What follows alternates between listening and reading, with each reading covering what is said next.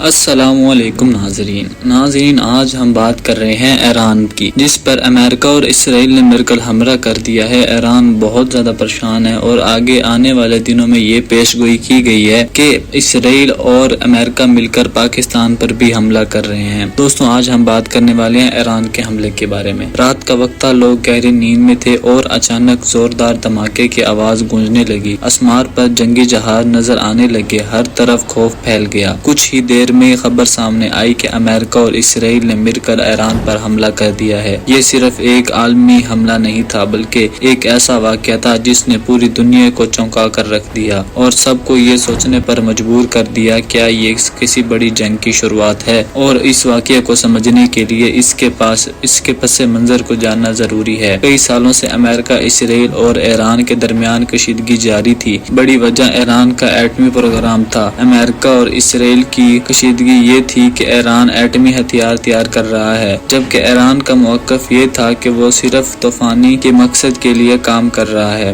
یہی اختلافات وقت کے ساتھ بڑھ گئے اور آخرکار ایک بڑا تصاد کی شکل میں اختیار کر گیا۔ پھر اچانک ایک دن امریکہ اور اسرائیل نے مشترکہ طور پر حملہ کر دیا۔ اس حملے میں جدید جنگی جہاز، میزائل اور جدید ٹیکنالوجی استعمال کی گئی تھی۔ ایران کے اہم فوجی اڈوات، ایٹمی تصورات اور حسن مقامات کو نشانہ بنایا گیا، جس کے نتیجے میں بڑے پیمانے پر تباہی ہوئی۔ کئی عمارتیں مٹ ہو گئیں، فوجی اہلکار ہلاک ہوئے اور عام شہری بھی اس سے محفوظ نہ رہ سکے۔ اس حملے کے بعد ایران نے فوری رد عمل دیا اور اسرائیل کی طرف میزائل حملے کر دیے۔ یہ اعلان کیا گیا کہ وہ اس کی رائیگی کے بھرپور جواب دے گا۔ اس رد عمل کے بعد صورتحال مزید کشیدگی ہو گئی اور خطرے میں جنگ کی خطرات بڑھنے لگے۔ دنیا بھر میں اس واقعے پر شدید رد عمل سامنے آیا ہے۔ اقوام متحدہ نے ہنگامی اجلاس طلب کیا ہے۔ اس سے بڑی کشیدگی کی گئی ہے۔ کچھ ممالک نے اس حملے کی سخت مذمت کی جبکہ کچھ نے اسے دفاع اقدامات قرار دیا۔ اس طرح دنیا واضح طور پر مختلف موقف دے رہی ہے۔ اسے تمام صورتحال نے عالمی سطح پر بھی